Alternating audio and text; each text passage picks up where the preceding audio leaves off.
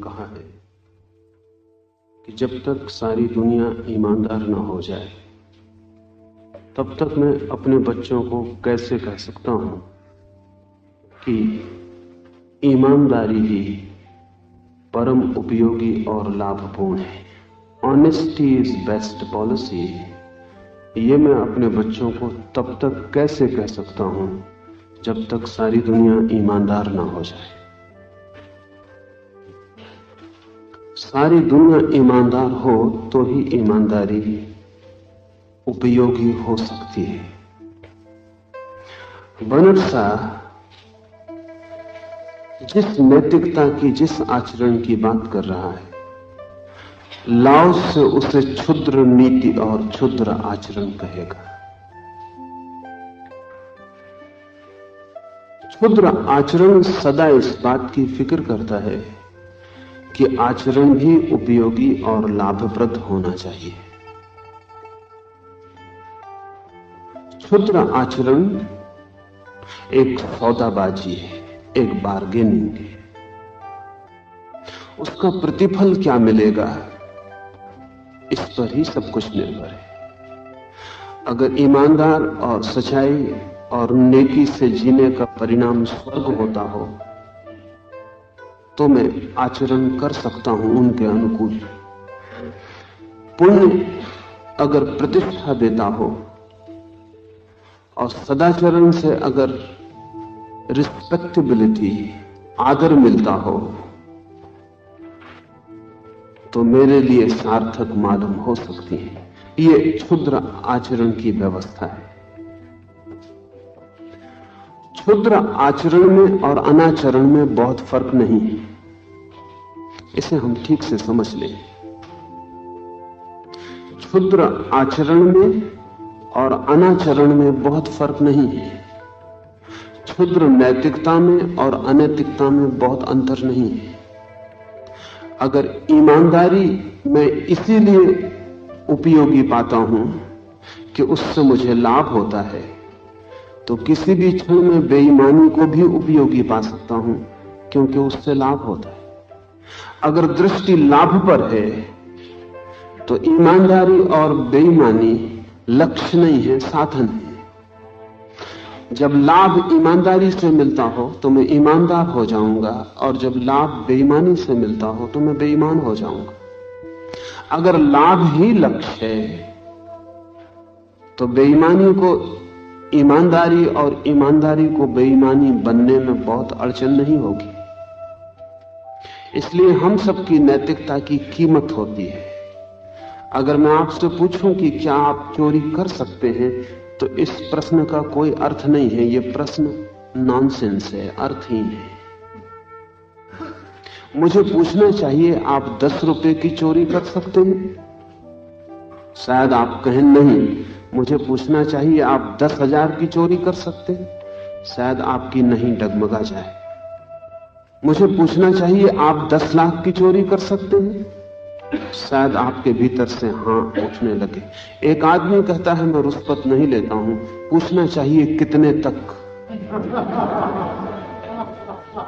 क्योंकि रुष्पत नहीं लेने का कोई अर्थ नहीं होता। सबकी सीमाएं हैं और सब अपनी सीमाओं पर बिक सकते हैं, क्योंकि हमारी नैतिकता कोई परम मूल्य नहीं है, अल्टीमेट वैल्यू नहीं है। हमारी नैतिकता भी साधन है कुछ पाने के लिए। जब वो नैतिकता से मिलता है तब हम नैतिक होते हैं, जब वो अनैतिकता से मिलता है तब हम अनैतिक होते हैं। क्षुद्र नैतिकता का अर्थ है नैतिकता भी साधन है किसी लाभ के लिए, और तब नीति और अनीति में बहुत फर्क नहीं होता। तब नैतिक और अनैतिक आदमी में जो अंतर होते हैं वो डिग्रीज के, मात्राओं के होते हैं, गुण के नहीं होते। तब आप किसी भी अनैतिक आदमी को नैतिक बना सकते हैं और किसी भी नैतिक आदमी को अनैतिक बना सकते हैं। इन दोनों के बीच में कोई गुणात्मक क्वालिटेटिव भेद नहीं है। इन दोनों के बीच मात्रा के भेद हैं। अगर आप मात्रा की व्यवस्था बदल दें तो उनकी नीति अनीति हो जाएगी, अनीति नीति हो जाएगी। लाओ से का यह सूत्र शुरू होता है, the marks of great character follow alone from the Tao. परम आचार के जो सूत्र हैं वे केवल ताओ से ही उद्भूत होते हैं। क्षुद्र आचार का अर्थ है आचरण अपने आप में मूल्यवान नहीं है, उससे कुछ मिलता है वो मूल्यवान है। परम आचरण का अर्थ है आचरण अपने में ही मूल्यवान है, आचरण स्वयं ही लक्ष्य है, एंड इन इटसेल्फ, वो किसी चीज का साधन नहीं है। आपसे अगर हम पूछें कि आप सत्य क्यों बोलते हैं, अगर आप कहें सत्य बोलने से पुण्य होता है, अगर आप कहें पुण्य से स्वर्ग मिलता है, अगर आप कहें कि सत्य बोलने से प्रतिष्ठा मिलती है, यश मिलता है, अगर सत्य बोलने का आप कोई भी कारण बताएं तो आपका सत्य क्षुद्र आचरण होगा। अगर आप कहें कि सत्य बोलना अपने आप में ही पर्याप्त है, किसी और कारण से नहीं, कोई और कारण नहीं है जिससे हम सत्य बोलते हैं, सत्य बोलना अपने में ही आनंद है, तो फिर अगर सत्य बोलने के कारण नरक भी जाना पड़े तो भी हम सत्य बोलेंगे, और फिर सत्य बोलना चाहे पाप भी हो जाए तो भी हम सत्य बोलेंगे, और चाहे सत्य बोलने के कारण सूली मिले तो भी हम सत्य बोलेंगे। लेकिन तब हमारे क्षुद्र आचरण की बड़ी कठिनाई हो जाएगी। हम सत्य बोलते हैं स्वर्ग जाने के लिए, और इसीलिए क्योंकि स्वर्ग संदिग्ध हो गया, सत्य बोलने वाले जगत में कम हो गए। स्वर्ग अब संदिग्ध है, आज से 1000 साल पहले संदिग्ध नहीं था। आज जो दुनिया में इतनी अनीति दिखाई पड़ती है, और आज से 1000 या 2000 साल पहले जो नीति दिखाई पड़ती थी, उसका यह कारण नहीं है कि लोग ज्यादा अनैतिक हो गए, उसका यह भी कारण नहीं है कि पहले के लोग ज्यादा नैतिक थे। उसका कुल कारण इतना है कि पहले की नीति जिन आधारों पर खड़ी थी वे संदिग्ध हो गए। जो लाभ हो सकता था 2000 साल पहले, निश्चित मालूम पड़ता था, आज वो निश्चित नहीं रहा है। और जब लाभ के लिए ही कोई नैतिक होता है और लाभ ही अनिश्चित हो जाए तो फिर नैतिक होना पागलपन होगा। 2000 साल पहले स्वर्ग इतना ही निश्चित था जितनी ये पृथ्वी, शायद इससे भी ज्यादा निश्चित था। पृथ्वी तो थी माया, असत्य, स्वप्न। स्वर्ग था सत्य, नरक था सत्य। पृथ्वी के जीवन से भी ज्यादा वास्तविकताएं थी उनमें। झूठ बोलने का अर्थ नरक था, उसके दुष्परिणाम थे, भयंकर दुष्परिणाम थे। सत्य बोलने का अर्थ स्वर्ग था, उसके बड़े पुरस्कार थे, बड़े लाभ थे, अप्सराएं थी, स्वर्ग के सुख थे, कल्प वृक्ष थे, वो सब सुनिश्चित था। उस समय जो होशियार आदमी था, कनिंग जिसको ताओ कहेगा, चालाक, वो सत्य बोलता, झूठ नहीं बोलता। क्योंकि जब सत्य से स्वर्ग मिलता हो और झूठ से नरक मिलता हो, और नरक और स्वर्ग वास्तविकताएं हो, तो जो चालाक है वो सत्य ही बोलेगा। ये बड़ी कठिन बात मालूम पड़ेगी। आज से 2000 साल पहले जो आदमी चालाक था वो सत्य बोलता था, ईमानदार था। आज जो आदमी चालाक है वो बेईमान है और झूठ बोलता है, पर वो दोनों ही चालाक है। आज वो आदमी झूठ बोल रहा है क्योंकि वो पाता है स्वर्ग और नरक तो हो गए माया, इल्यूजरी। वो जो हाथ में रुपया है नगद, वो ज्यादा वास्तविक है। ये वही आदमी है, इसके हाथ में स्वर्ग के सिक्के वास्तविक थे, अब वे वास्तविक नहीं है। उनके लिए इसने नैतिकता को वर्ण किया था, वे ही खो गए तो नैतिकता भी खो गई। कल का जो नैतिक आदमी था वही आज अनैतिक है। ये जरा कठिन मालूम पड़ेगा समझने में।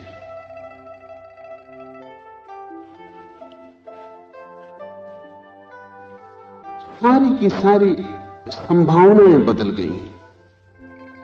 आदमी अनैतिक नहीं हो गया। जो आदमी अनैतिक था वो अनैतिक ही है। क्षुद्र नैतिक था वो कल तक। क्षुद्रता की नीति टिक नहीं सकती, वो बह गई, उसका सारा ढांचा गिर गया। जिस आधार पर खड़ी थी वो बिखर गया, नीचे की जमीन खिसक गई।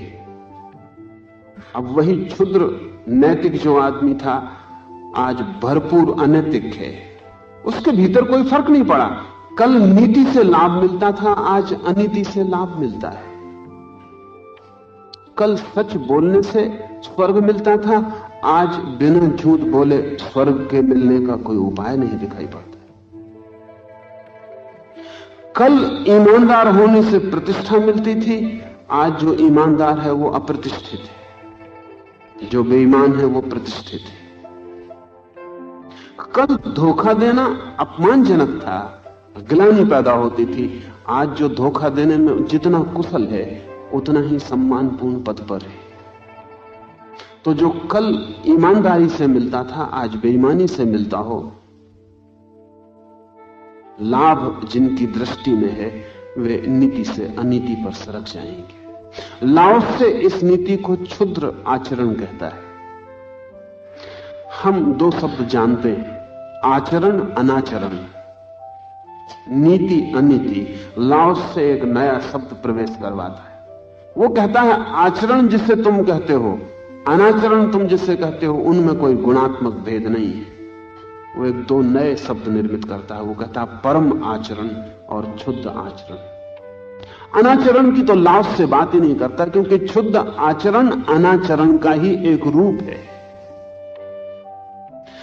आचरण के दो विभाग करता है, परम आचरण और क्षुद्र आचरण। क्षुद्र आचरण को आचरण कहना नाम मात्र के लिए,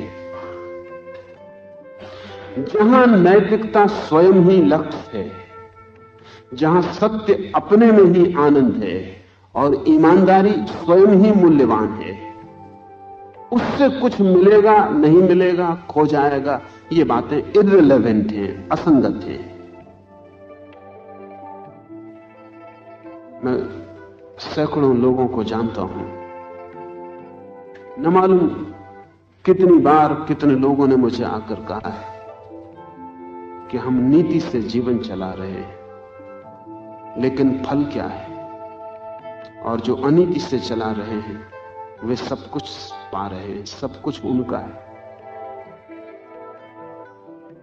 ये व्यक्ति क्षुद्र आचरण वाला व्यक्ति होगा। नहीं तो ये सवाल ही नहीं उठना चाहिए कि हम नैतिक जीवन चला रहे हैं तो हमें मिल क्या रहा है। इस आदमी के मन में भी पाना तो वही है जो अनैतिक आचरण से मिल रहा है, लेकिन ये नैतिक आचरण से पाने की कोशिश में पड़ा है। ये सिर्फ समय के बाहर है, इसको पता नहीं वक्त बदल गया। जो पहले नीति से मिलता था अब अनीति से मिल रहा है। इसको जरा वक्त लगेगा, इसकी बुद्धि थोड़ी कमजोर है। ये नैतिक नहीं है, सिर्फ पिछड़ा हुआ है, बैकवर्ड है। सारी दुनिया समझ गई कि अब स्वर्ग ईमानदारी से नहीं मिलता, इसको अभी इसकी खबर नहीं मिली।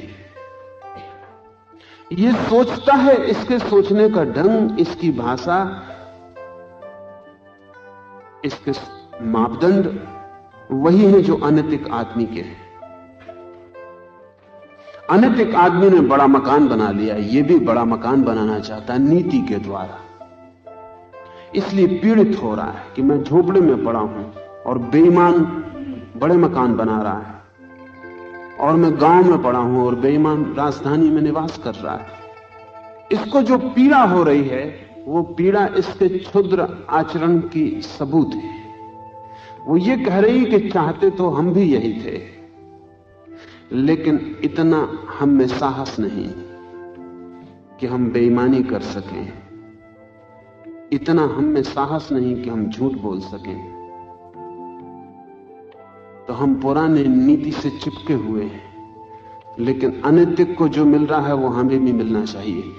तो ऐसा नैतिक आदमी निरंतर भगवान को दोष देता रहता है। वो कहता है कैसी है तेरी दुनिया, कोई न्याय दिखाई नहीं पड़ता।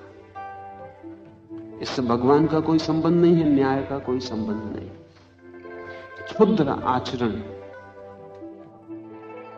परम आचरण का अर्थ है कि लाओस से भूखा भी मर रहा हो और बेईमान सारी दुनिया को भी जीत ले, तो भी लाओस से के मन में यह सवाल ना उठेगा, ये तुलना ना उठेगी कि तेरे पास सारी दुनिया और मेरे पास कुछ भी नहीं। नहीं, लाओस से तो फिर भी कहेगा कि तू दया का पात्र है, मेरे पास सब कुछ है और तेरे पास कुछ भी नहीं।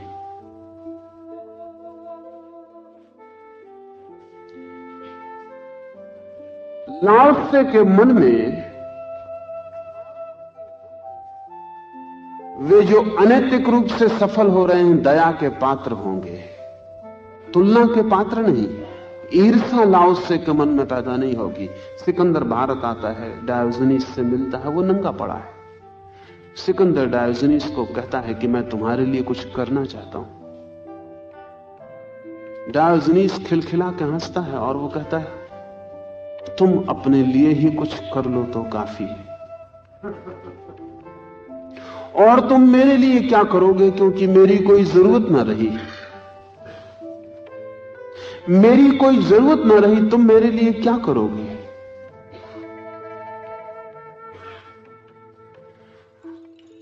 उस दिन सिकंदर को लगा पहली दफा कि वो अपने से बड़े सम्राट से मिल रहा है।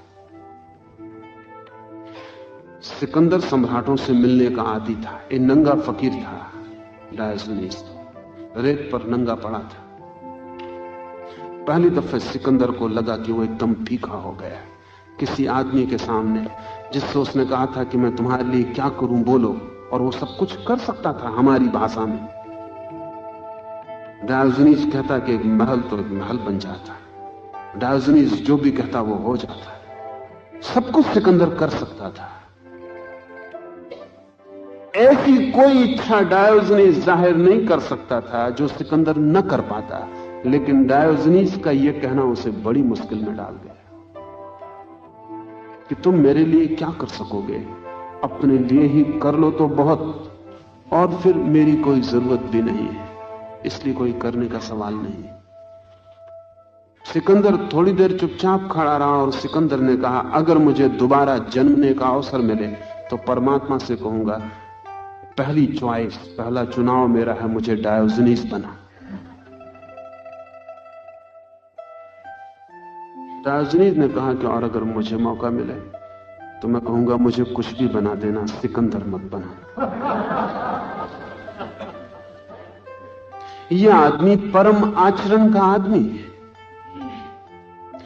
सिकंदर से तुलना का तो सवाल ही नहीं उठता, दया का सवाल है।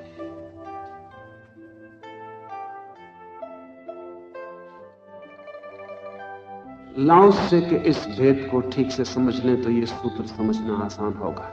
क्षुद्र आचरण का अर्थ है किसी प्रयोजन से किया गया आचरण। परम आचरण का अर्थ है निष्प्रयोजन आचरण। यह निष्प्रयोजन आचरण ताव से उत्पन्न होता है, स्वभाव के अनुभव से उपलब्ध होता है। यह दूसरी बात ख्याल में लेनी पड़ेगी। जो क्षुद्र आचरण है वो सामाजिक मान्यताओं से उत्पन्न होता है, सिखावन से, शिक्षा से, संस्कार से उपलब्ध होता है। आप जो भी आचरण कर रहे हैं वो आपको संस्कार से उपलब्ध हुआ है। जो अनाचरण भी आप कर रहे हैं वो भी संस्कार से उपलब्ध हुआ है, सीखा है आपने। और हमारी अड़चन यही है कि हमें दोहरे तरह के मापदंड सीखने पड़ते हैं। डबल बाइंड हमारी पूरी शिक्षा है। बाप बेटे से कह रहा है सच बोलना, और बेटा 1000 बार जानता है कि बाप झूठ बोलता है। यही बाप थोड़ी देर बाद घर के द्वार पर कोई दस्तक देता है तो बेटे से कहता है जाके कह दो कि पिता घर पर नहीं है।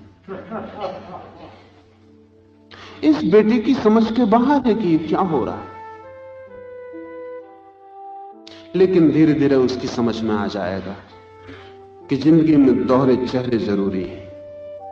एक चेहरा जो सिर्फ चर्चा के लिए है, विचार के लिए है, आदर्शों के लिए है, दीन हाँकने के लिए है, आदर्शों का है, सुंदर है, कल्पना का है, सपने का है, उसे पूरा नहीं करना होता है, और एक चेहरा जिसे पूरा करना होता है, वही वास्तविक है। ये जो आदर्श का चेहरा है, ये वास्तविक को छिपाने का मुखौटा है, क्योंकि वास्तविक कुरूप है। उसको सुंदर से ढांक लेना और अपने मन में माने चले जाना कि मैं सुंदर हूं। लेकिन सुंदर के साथ जीना मुश्किल है, जीने के लिए कुरूप चेहरा चाहिए। इसलिए हर आदमी बहुत तरह के चेहरों का इंतजाम करके रखता है, और 24 घंटे हम अपने चेहरे बदलते रहते हैं। जब जैसी जरूरत होती है वैसा चेहरा लगा लेते हैं।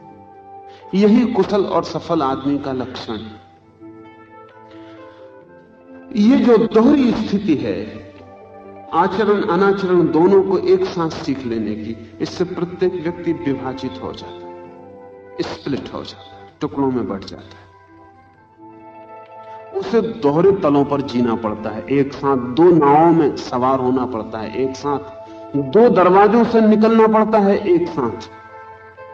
पूरी जिंदगी जो तनाव से भर जाती है, उसका कुल कारण यही है कि हम एक साथ दो नावों पर सवार हैं। तनाव तो होगा ही, और नावें भी ऐसी कि एक पूरब जाती है, एक पश्चिम जाती है।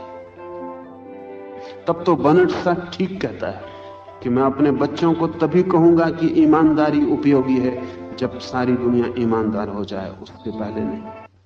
मेरे ख्याल से वो ईमानदार है।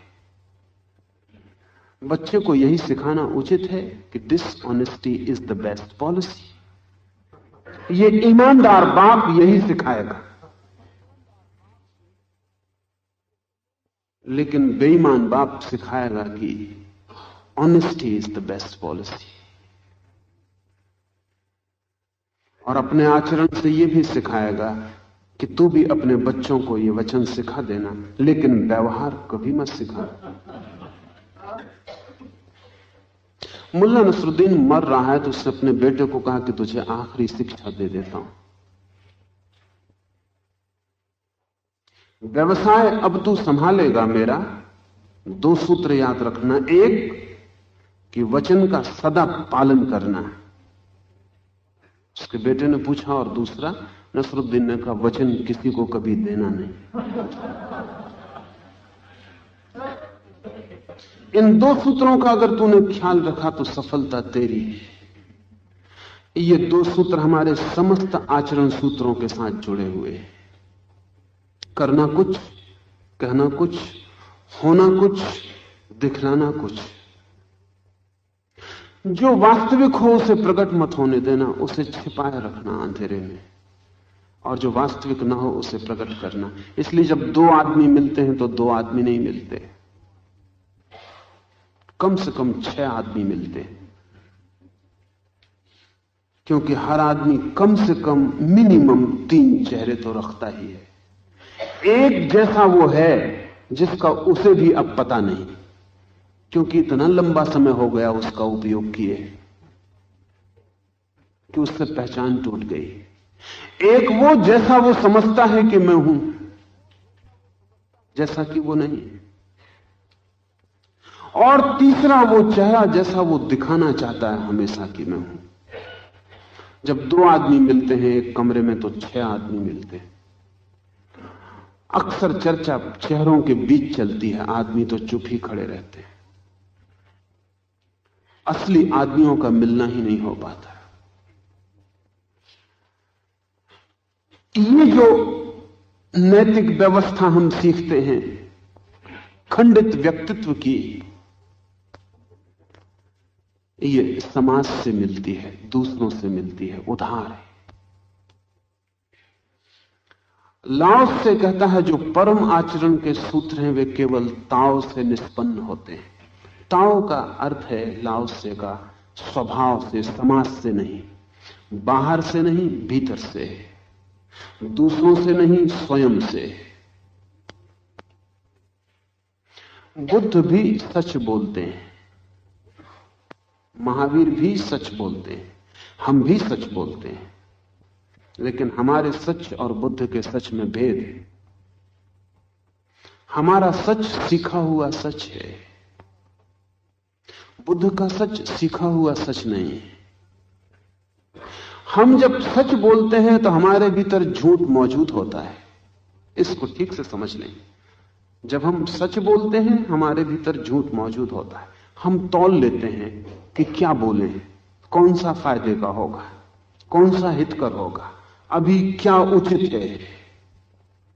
हम सदा चुन के बोलते हैं, विकल्प हमारे सामने होता है।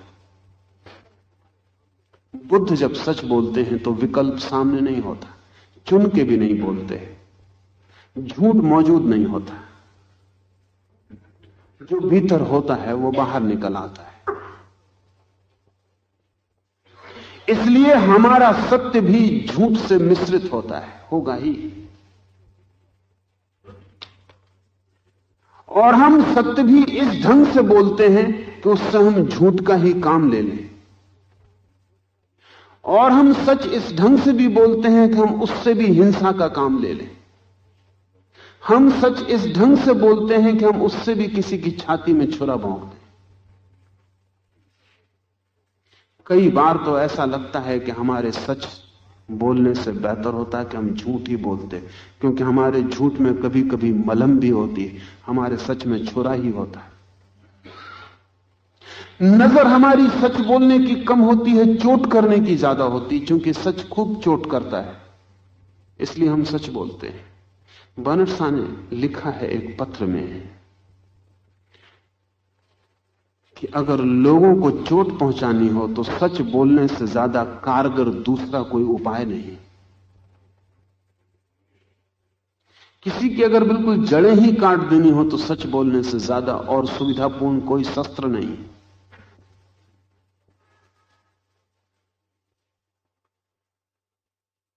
हम सच का भी उपयोग झूठ की तरह करते हैं। झूठ का मतलब हम उससे भी हिंसा ही करते हैं, उससे भी हम दूसरे को नुकसान और अपने को लाभ पहुंचाते हैं। वो हमारे लिए व्यवसाय का हिस्सा है। बुद्ध सच बोलते हैं तो कोई चुनाव नहीं है, जो भीतर है वो बाहर आ जाता है, कोई विकल्प नहीं है। परम आचरण के सूत्रों का अर्थ है ऐसा हो जाए भीतर का हृदय कि उससे जो निकले वो सच हो, उससे जो निकले वो ईमानदारी हो, उससे जो निकले वो प्रेम हो, उससे जो निकले वो करुणा हो। करुणा निकालनी ना पड़े, प्रेम निकालना ना पड़े, सच को खींचना ना पड़े। खींचा हुआ सत्य सत्य नहीं रह जाता, और चेष्टा से किया गया प्रेम नाम को ही प्रेम होता है, प्रेम नहीं रह जाता। इसको थोड़ा प्रयोग करके देखें तो ख्याल में आएगा। सत्य के संबंध में तो मुश्किल है, क्योंकि हमारी आदत सघन हो गई है। प्रेम में प्रयोग करके देखें, कोशिश करके कभी किसी को प्रेम करके देखें, चेष्टा करें प्रेम करने की, और तब आप पाएंगे कि आपकी चेष्टा आपके सारे प्रेम को झुठला रही है। जितनी आप चेष्टा करेंगे, जितना होगा एफर्ट, उतना ही झूठा हो जाएगा प्रेम। यह भी हो सकता है कि दूसरे को आप धोखा दे दें, लेकिन अपने को धोखा ना दे पाएंगे। यह भी हो सकता है कि दूसरा मान ले कि प्रेम किया गया, लेकिन आप जानेंगे कि अभिनय से ज्यादा नहीं हुआ।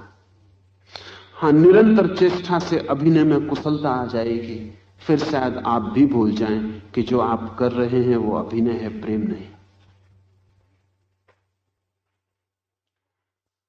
प्रेम को प्रयास से लाने का कोई उपाय जगत में नहीं। कुछ चीजें हैं जो प्रयास से नहीं आती, सहज आती। जैसे रात नींद ना आती हो तो कोशिश करके ले आए, तब आपको पता चलेगा कि जितनी आप कोशिश करेंगे नींद उतनी मुश्किल हो जाएगी। असल में अनिद्रा की बीमारी कब लोगों को होती है? प्रयास की बीमारी ज्यादा लोगों को होती है।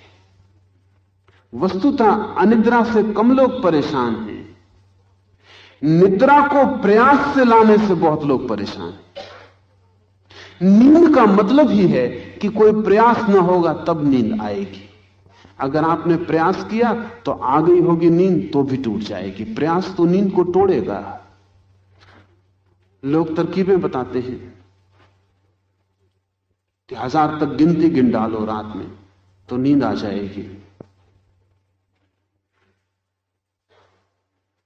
1000 तक गिनती जो गिनेगा नींद आनी तो मुश्किल है, थोड़ी बहुत आ रही होगी वो भी टूट जाएगी, क्योंकि 1000 तक गिनती रखने के लिए जो तनाव रखना पड़ेगा वो नींद को तोड़ देगा।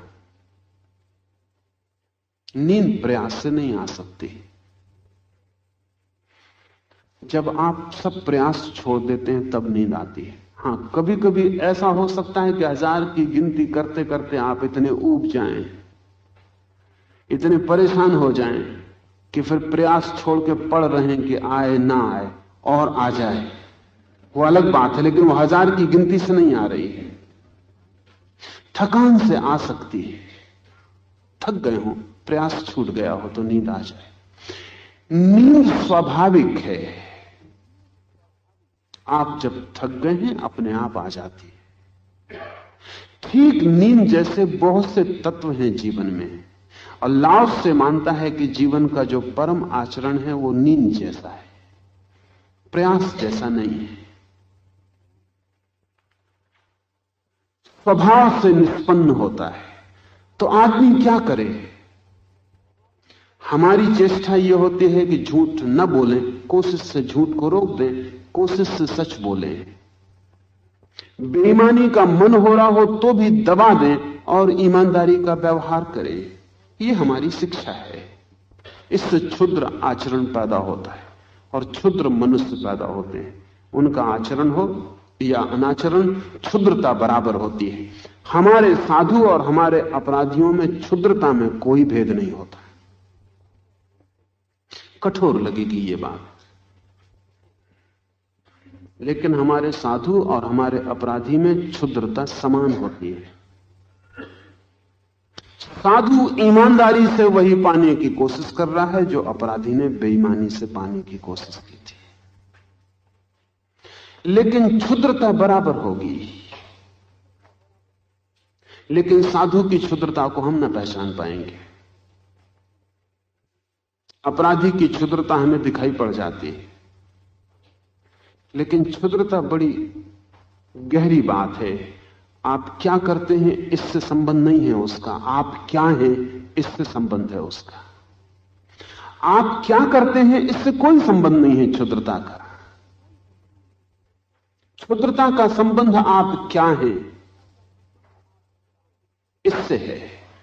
आप अपराधी भी हो सकते हैं, साधु भी हो सकते हैं, यह आपके करने का जगत है, लेकिन इनके भीतर क्या छिपा है, आपका बीइंग क्या है, आपकी आत्मा क्या है।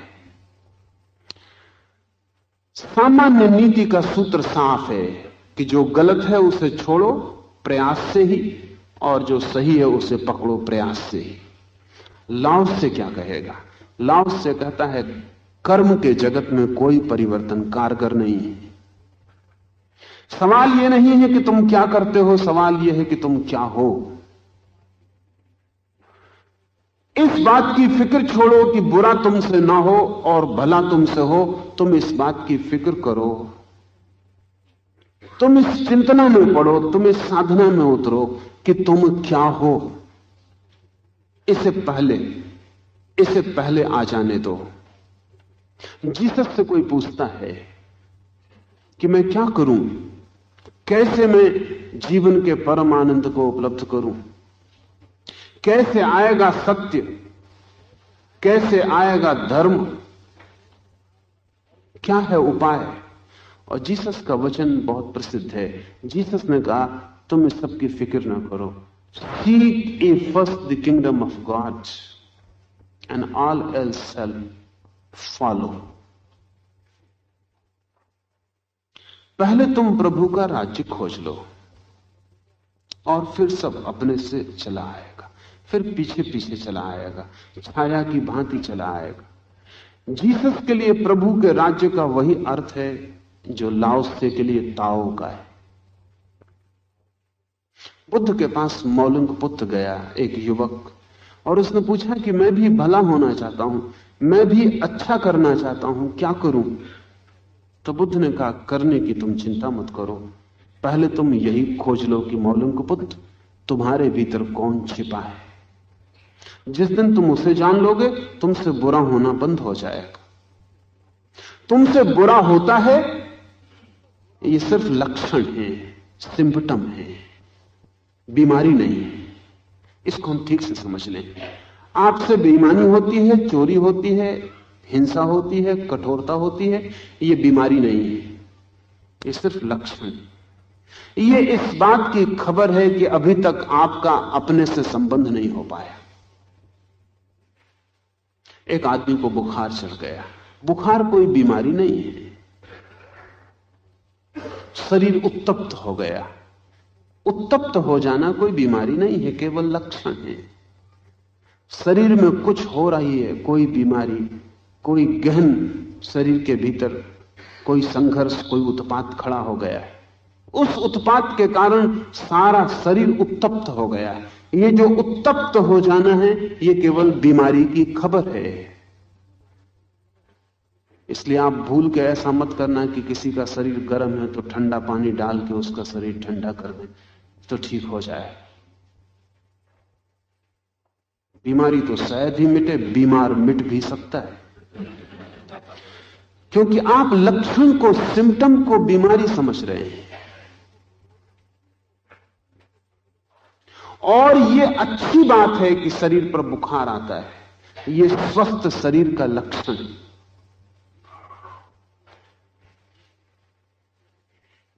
जब मैं कहता हूं यह स्वस्थ शरीर का लक्षण है, तो मेरा मतलब समझ लें, भीतर कुछ उपद्रव हो रहा है, स्वस्थ शरीर तत्काल उसकी खबर देगा, बीमार शरीर देर से खबर देगा, क्योंकि खबर देने के लिए स्वस्थ होना जरूरी है। शरीर में जरा सी गड़बड़ होगी तो जितना स्वस्थ शरीर होगा उतने तत्काल लक्षण प्रकट हो जाएंगे। जितना अस्वस्थ शरीर होगा उतना संचार में बाधा पड़ेगी। जितना स्वस्थ शरीर होगा उतना पारदर्शी होगा। कुछ भी जरा सी गड़बड़ भीतर होगी, शरीर का रोआ रोआ उसकी खबर देने लगेगा। यह खबर देना बहुत आवश्यक है। यह बीमारी के खिलाफ है खबर। जब आपका शरीर गर्म होता है, फीवरिश हो जाता है, तो बुखार बीमारी नहीं है।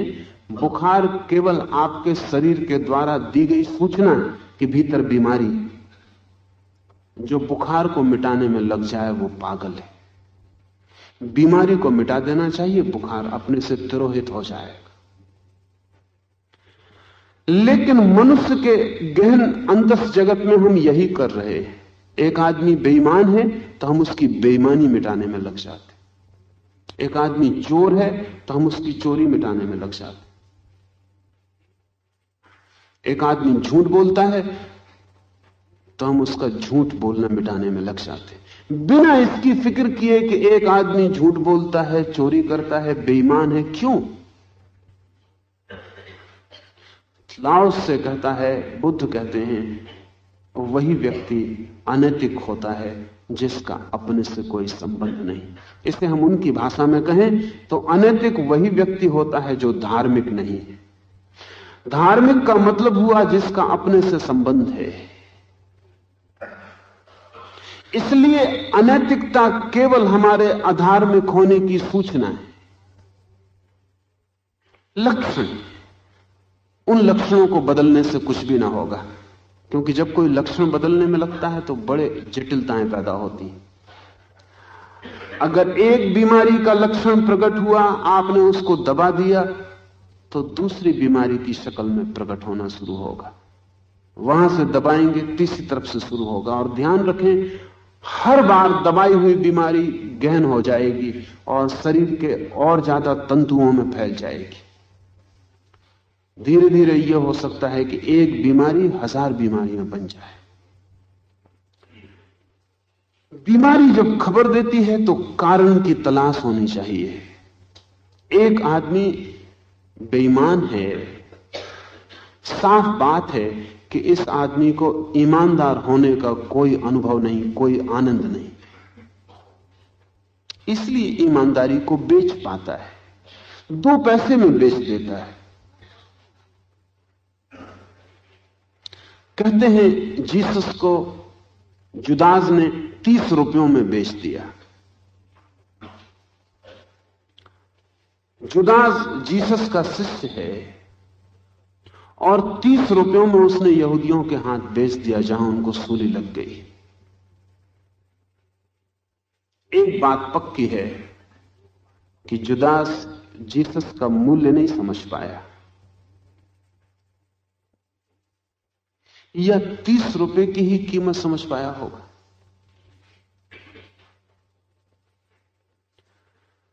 जीसस क्या है, जुदास को इसकी कोई खबर नहीं हो पाई, तभी उसने 30 रुपए में बेच दिया। लेकिन जीसस के मर जाने के बाद उसको पहली दफा खबर मिली, वो भी उस भीड़ में छिपा हुआ खड़ा था जहां जीसस को सूली हुई।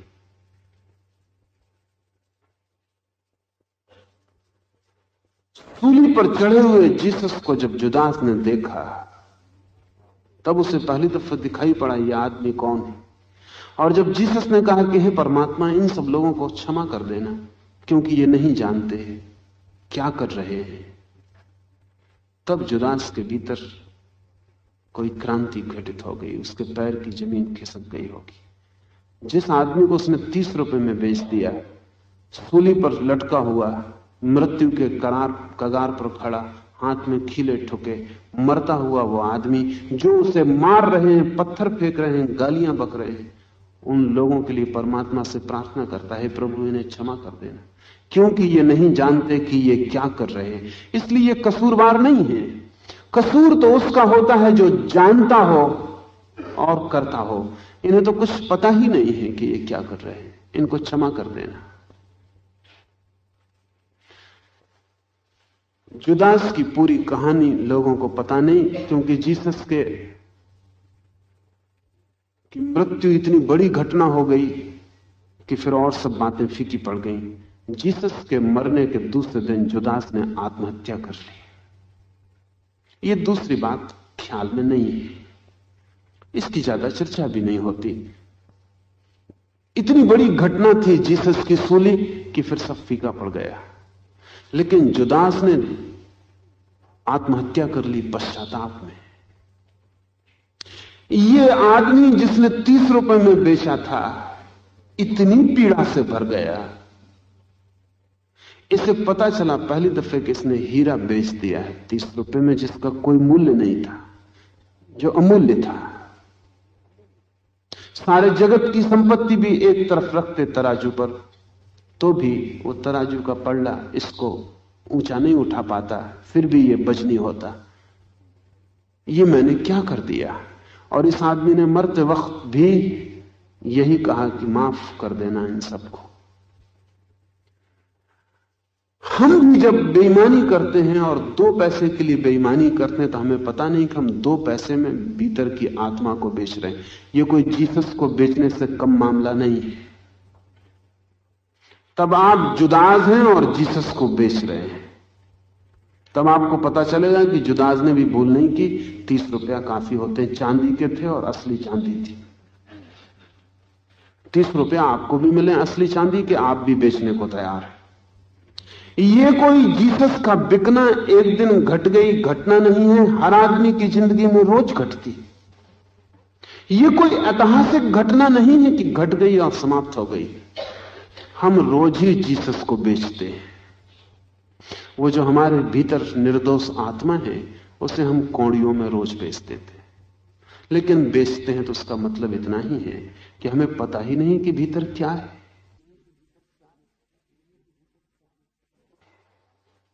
उसका पता हो तो यह बेचना असंभव हो जाए।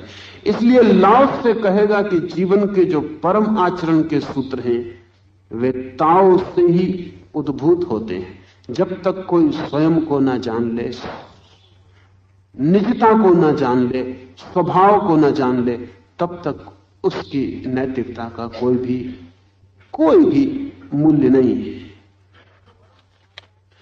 परम आचार के जो सूत्र हैं, वे केवल ताओ से ही उद्भूत होते हैं। और जिस तत्व को कहते हैं हम ताओ, वह है पकड़ के बाहर और दुर्ग्राह।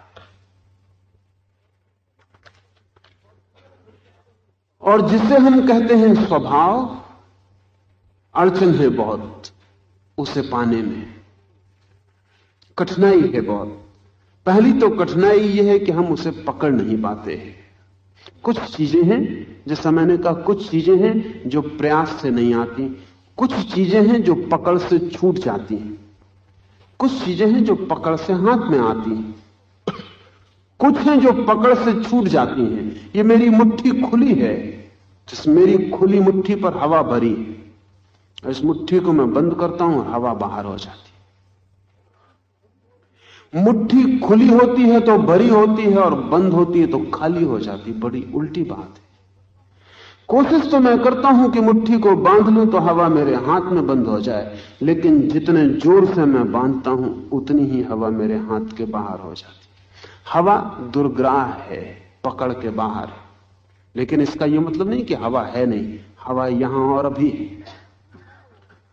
जिसको हवा को पकड़ने का पागलपन आ गया उसके लिए कठिन हो जाएगा, और जिसने ये राज समझ लिया कि मुट्ठी खुली हो तो हवा हाथ में होती है, जिसको ये समझ में आ गया कि पकड़ छोड़ दो तो पकड़ में आ जाती है, फिर उसके लिए दुर्ग्राह नहीं है। लाओस से कहता है ताओ है दुर्ग्राह पकड़ के बाहर। इसका यह मतलब समझना नहीं कि पकड़ नहीं सकेंगे हम उसे, उसके पकड़ने का सूत्र है ये। अगर उसे पकड़ना चाहते हैं तो पकड़ना मत, पकड़ने की कोशिश मत करना, और वो तुम्हारी पकड़ में होगा। और तुमने पकड़ने की कोशिश की, तुम उसके पीछे भागे, वो तुम्हारे हाथ के बाहर हो जाए। इसका मतलब यह हुआ कि नॉन क्लिंगिंग, पकड़ना नहीं, यही उसका सूत्र है। हम सभी चीजों को पकड़ते हैं। संसार में बिना पकड़े कोई उपाय भी नहीं है। संसार में जो भी पाना हो पकड़ना पड़ेगा। धन पाना हो धन पकड़ना पड़ेगा, यश पाना हो यश पकड़ना पड़ेगा, और जोर से पकड़ना पड़ेगा। अगर आप एक कुर्सी पे बैठे तो इतने जोर से पकड़ना पड़ेगा जिसका हिसाब नहीं, क्योंकि कई लोग आपकी टांग नीचे से खींच रहे होंगे, क्योंकि उन्हें भी कुर्सी पर होना है। इसलिए कुर्सी पे जो होता है उसका ज्यादा से ज्यादा समय कुर्सी पकड़ने में व्यतीत होता है। वो पकड़े रहे, और ये अकेला काम नहीं है, ये दोहरा काम है कि अगर अपनी कुर्सी पकड़े रखना है तो ऊपर वाली कुर्सी के पैर को आपको खींचते रहना चाहिए। नीचे जो आपका पैर खींच रहे हैं उनसे बचाव करना चाहिए, और ऊपर जो आपसे बचने की कोशिश कर रहे हैं उनका पैर जोर से पकड़े रहना चाहिए। तब आप अपनी कुर्सी पर रह सकते हैं। ये बड़ी डायनामिक प्रोसेस, ये कोई स्थिर घटना नहीं है, ये एक प्रक्रिया है जो 24 घंटे जारी रहती, सोते जागते। अगर आप मिनिस्टर हैं तो डिप्टी मिनिस्टर आपके पैर से झूमे रहेंगे, और आप चीफ मिनिस्टर का पैर पकड़े रहेंगे। इस खींचम खांच में आप अपनी कुर्सी भी बचा सकते हैं, और अगर बहुत शोरगुल और बहुत उपद्रव मचाएं तो आगे की कुर्सी पे भी जा सकते हैं। और अगर जरा सुस्ती हो जाए और हाथ छूट जाए तो चारों खाने चित्त नीचे भी पड़ सकते हैं। अगर जगत में हम देखें तो हम सब पकड़े हुए हैं, और ऐसा नहीं कि ये पकड़ सूक्ष्म है। हम यहां इतने लोग बैठे हुए हैं, किसी को यह ख्याल नहीं हो सकता कि सबके हाथ एक दूसरे की जेब में है, लेकिन है। अगर हम सारी दुनिया का भीतरी व्यवस्था पर नजर डालें, भीतरी इकोनॉमिक्स पर नजर डालें, तो हर आदमी का हाथ दूसरे की जेब में मिलेगा ही। जो बहुत कुशल हैं वो एक हाथ की जगह 1000 हाथ कर लेते, 1000 हाथ 1000 जेबों में डाल देते। जिसके जितने ज्यादा हाथ हैं, जितनी जेबों में डाल सकता है, जितनी जेबों को पकड़ सकता है, उतना धन उसके पास होगा। चेस्टरटन एक दिन बगीचे में घूमता था, एक नाटककार।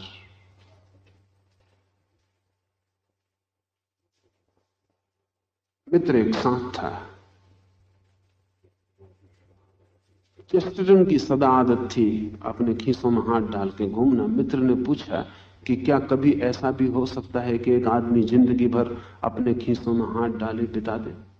चेस्टरटन ने कहा हो सकता है। हाथ अपने होने चाहिए, जेब दूसरों की। अपनी ही जेब में हाथ डाले जिंदगी बितानी बहुत मुश्किल है। हम सबके हाथ दूसरों की जेब में फैले होते हैं।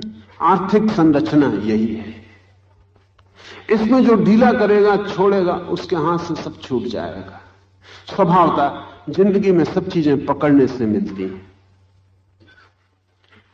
तो हम सबको ख्याल होता है कि परमात्मा भी पकड़ने से मिलेगा, आत्मा भी पकड़ने से मिलेगी, ताओ भी पकड़ने से मिलेगा। वहीं तर्क की भूल हो जाती। बाहर जो भी पाना हो पकड़ने से मिलेगा, क्योंकि बाहर जो भी है उसमें कुछ भी आपका नहीं है। जो दूसरे का है उसकी छीना झपटी करनी ही पड़ेगी, पकड़ के रखना पड़ेगा। और तब भी ध्यान रखना, कितना ही पकड़ो आज नहीं कल छूट जाएगा। मिलेगा पकड़ने से क्योंकि आपका नहीं है, फिर भी छूट जाएगा। कम से कम मौत तो आपकी मुट्ठी को खोल ही देगी। बाहर पकड़ने से ही मिलेगा, भीतर सूत्र उल्टा हो जाता है। वहां तो जो है वो हमारा है ही, उसे हम ना भी पकड़ें तो भी हमारा है, उसे हम ना भी पकड़ें तो भी छूटेगा नहीं। स्वभाव का अर्थ होता है जिसका हमसे अलग होने का कोई उपाय नहीं। स्वभाव का अर्थ होता है मौत भी जिसे हमसे अलग ना कर सकेगी। जिसका हमसे अलग होने का उपाय नहीं, जो हम हैं, तो उसे पकड़ने के पागलपन में नहीं पड़ना। उसे पकड़ने की जरूरत ही नहीं है।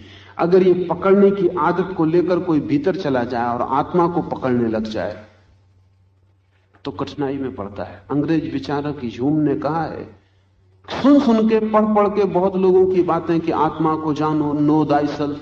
एक दिन मुझे भी हुआ कि मैं भी देखूं ये आत्मा क्या है। गया भीतर, बड़ी पकड़ने की कोशिश की, बड़ा दौड़ा, सब उपाय किए, सब तरह के व्यायाम लगाए भीतर, लेकिन आत्मा बिल्कुल पकड़ में नहीं आई। पकड़ में दूसरी चीजें आई। कहीं कोई विचार पकड़ में आया, कहीं कोई भाव पकड़ में आया, कहीं कोई वासना पकड़ में आई, कहीं कोई इच्छा पकड़ में आई। आत्मा बिल्कुल पकड़ में नहीं आई। स्वभाव था। ह्यूम विचारक था, तर्कवादी था। उसने अपनी डायरी में लिखा, जो चीज पकड़ में नहीं आती वो नहीं है। होने का सबूत है पकड़ में आना। लाओस से को अगर ह्यूम मिलता तो लाओस से कहता, तुम उसे पकड़ने गए थे और तुम ही हो वही, तुम पकड़ते कैसे? तुम जो भी पकड़ोगे वो कुछ और होगा, आत्मा नहीं होगी। पकड़ने वाला ही आत्मा है, पकड़ी जाने वाली चीज नहीं। मैं अपने हाथ से सब कुछ पकड़ सकता हूं, सिर्फ इस हाथ को छोड़कर। इस हाथ को मैं इसी हाथ से नहीं पकड़ सकता हूं, और सब कुछ पकड़ सकता हूं। मेरी आंख से मैं सब देख सकता हूं, सिर्फ इसी आंख को नहीं देख सकता हूं। आत्मा सब कुछ पकड़ सकती है, सिर्फ स्वयं को नहीं पकड़ सकती। इसलिए लाओस से कहता है, पकड़ के बाहर दुर्ग्राह है। लेकिन इसका यह मतलब नहीं है कि हम हताश हो जाएं। ये सब समझ लेने की बात है कि पकड़ने की गलत आदत भीतर नहीं ले जानी, नहीं तो ह्यूम जैसा होगा। भीतर छोड़ने की आदत काम आती है। इसलिए महावीर, बुद्ध, मोहम्मद त्याग पर इतना जोर देते हैं। ध्यान रखना, लेकिन उनके त्याग का वो मतलब नहीं जो आपका है। त्याग का मतलब छोड़ने पर इतना जोर देते हैं। इस सूत्र से समझिए तो ख्याल में आ जाएगा, पकड़ने से आत्मा पकड़ में नहीं आती, त्यागने से पकड़ में आती है। लेकिन पकड़ की आदत है हमारी। इस आदत को अगर हम भीतर भी ले गए तो मुसीबत में पड़ेंगे। ये आदत भीतर मत ले जाना। इसलिए महावीर ने कहा कि त्याग पहला सूत्र है। अगर तुम्हें उसे जानना है जो भीतर है। लेकिन त्याग से हम क्या मतलब समझते हैं? हमारा मतलब यह होता है कि एक आदमी ने कुछ रुपए का त्याग कर दिया, पूछो उस आदमी से किस लिए किया त्याग, तो वो कहता है संसार में आए हैं तो कुछ तो उपाय कर लें आगे के लिए।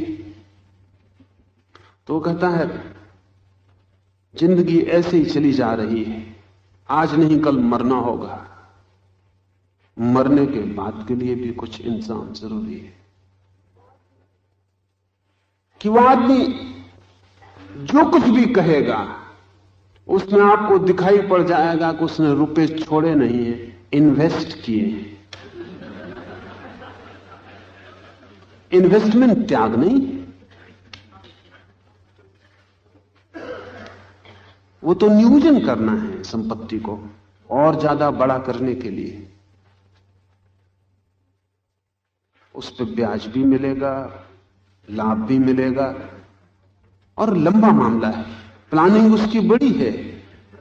सरकारें तो 5-5 साल की योजनाएं बनाती हैं, लोग जन्मों जन्मों की प्लानिंग करते हैं,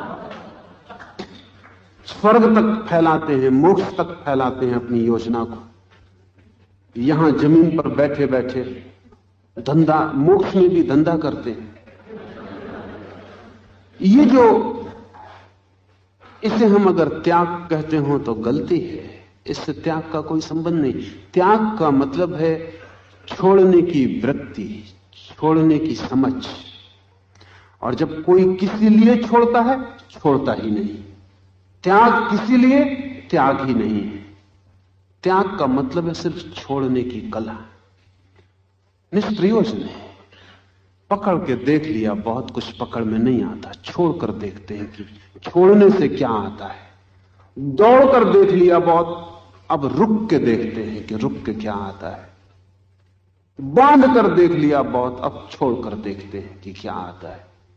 त्याग पकड़ने की आदत का एंटीडोट, वो जो पकड़ने की आदत है उसको विसर्जित करने की विधि है। त्याग का कोई परिणाम नहीं है, त्याग का कोई लाभ नहीं। त्याग तो केवल पकड़ने की जो गलत आदत है उसका विसर्जन है। लेकिन त्याग का अनुभव होते ही वो जो पकड़ में नहीं आता तत्काल पकड़ में आ जाता है। वो जो मुट्ठी बंद थी पता नहीं चलता था, खुलते ही सारा आकाश मुट्ठी में आ जाता। तो लाओस से कहता है जिस तत्व को कहते हैं हम ताओ, वह है पकड़ के बाहर और दुर्ग्राह। दुर्ग्राह और पकड़ के बाहर, यद्यपि उसमें ही छिपे हैं सब रूप। दूर है बहुत लेकिन पास भी बहुत, पकड़ में नहीं आता, फिर भी सभी रूप उसमें ही छिपे हैं। जो भी दिखाई पड़ रहा है उसका ही रूपांतरण है, जो भी आकृतियां हैं उसका ही खेल है। दुर्ग्राह और पकड़ के बाहर, तथापि उसमें ही समस्त विषय निहित है। अंधेरा और धुंधला, फिर भी छिपी है जीवन ऊर्जा उसी में। अंधेरा और धुंधला, जिनको बाहर देखने की गहन आदत पड़ गई है, भीतर जाकर उन्हें पहले अंधेरा ही दिखाई पड़ेगा। इस प्रतीक के कई अर्थ हैं, वो ख्याल में ले लेने चाहिए। एक, अगर आप अपने घर के बाहर दोपहरी में बहुत देर रह गए हैं तो घर में प्रवेश करते ही आपको अंधेरा मिलेगा। अंधेरा वहां है नहीं, आपकी आंखें नियोजित होने में, एडजस्ट होने में थोड़ा समय लेंगी। और अगर आपकी आंखों का फोकस बिल्कुल ही ठहर गया है बाहर के लिए ही, तो फिर घर में अंधेरा ही रहेगा। आंख तो पूरे वक्त अपना फोकस बदल रही है। आंख तो एक चलित व्यवस्था है। पूरे समय प्रकाश ज्यादा है तो आंख छोटी हो जाती, प्रकाश कम है तो आंख बड़ी हो जाती। आंख पूरे समय समायोजन कर रही है जगत के साथ। अगर आप सूरज की तरफ बहुत देर देखते रहें तो आंख इतनी छोटी हो जाती है कि जब आप भीतर आएंगे कमरे के तो बिल्कुल अंधेरा मालूम पड़ेगा। सूरज की तरफ अगर कोई बहुत ज्यादा देखता रहे तो अंधा भी हो सकता है। अंधे का अर्थ कि उसकी आंख का फोकस अगर जड़ हो जाए, क्योंकि तंतु बहुत कोमल है, सूरज बहुत कठोर है। अगर उन पर बहुत देर अभ्यास किया जाए सूरज को देखने का तो तंतु सिकुड़ भी सकते हैं, जल भी जा सकते हैं, फिर घर के भीतर अंधेरा ही रहेगा।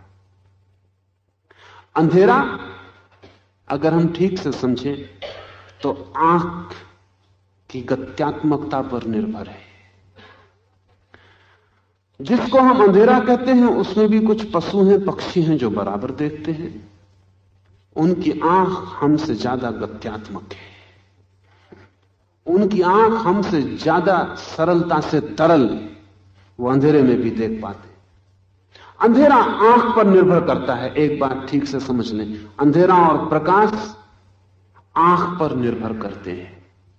लाओस से कहता है अंधेरा और धुंधला, क्योंकि जो जन्मों जन्मों तक बाहर भटके हैं और जिनकी आंख का फोकस ठहर गया बाहर के लिए, जिन्होंने भीतर कभी झांक कर नहीं देखा, जब पहली बार झांक कर देखेंगे तो घुप अंधेरा पाएंगे।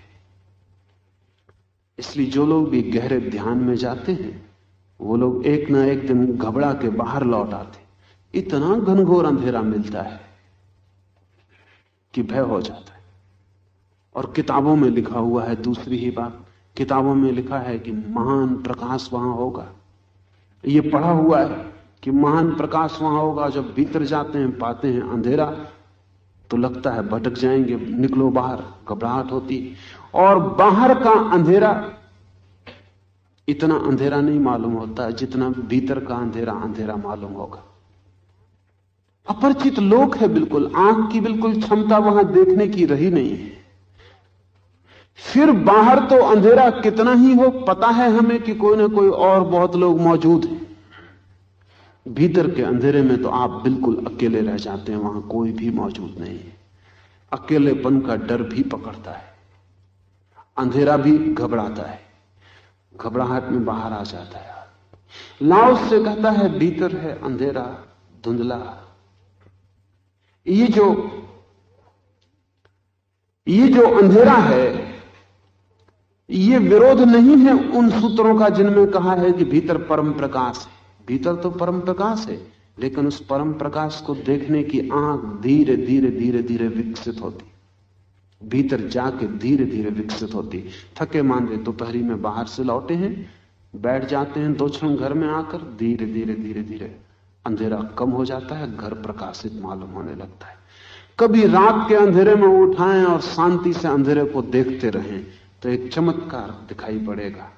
जैसे जैसे शांति से अंधेरे को देखेंगे अंधेरा कम होने लगेगा। अगर देखते ही रहें अंधेरे में तो आपके पास चोर की आंखें उपलब्ध हो जाएंगी। चोर धीरे धीरे अंधेरे में देखते देखते हमसे ज्यादा अंधेरे में देखने लगता है। आंख का अभ्यास हो जाता है।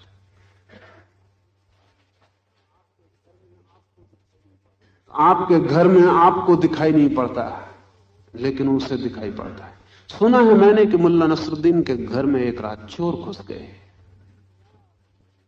उसकी पत्नी ने उसे जगाया और कहा नसरुद्दीन उठो, चोर मालूम होते हैं।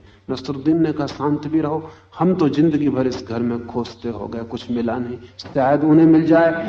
सुना है चोरों की आंखें अंधेरे में देख लेती। शांत रहो, कहीं भाग ना जाएं।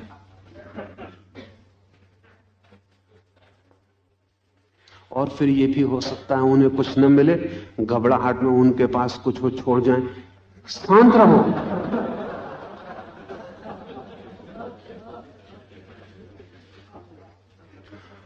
ऐसी एक घटना और नसरुद्दीन के जीवन में है। एक रात अकेला था, घर में पत्नी भी नहीं था और चोर घुसा। पत्नी थी तो उसके सामने बहादुरी बताने में आसानी थी। पत्नी बड़ी कारगर है, पतियों की बहादुरी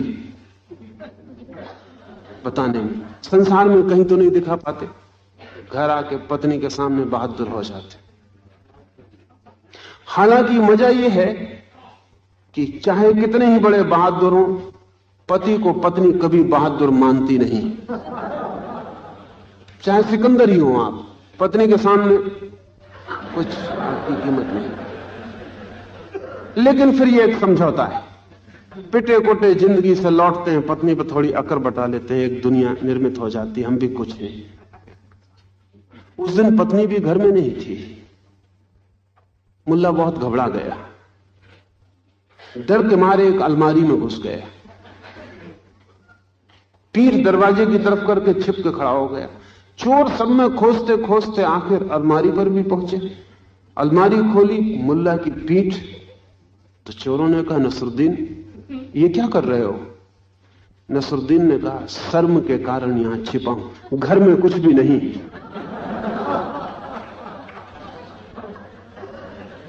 बड़ी शर्म आती है, आए हो न मालूम कितनी दूर से, घर में कुछ भी नहीं। कुछ मिल जाए तो मुझे खबर करते जाना, खोजते हमें भी बहुत समय हो गया।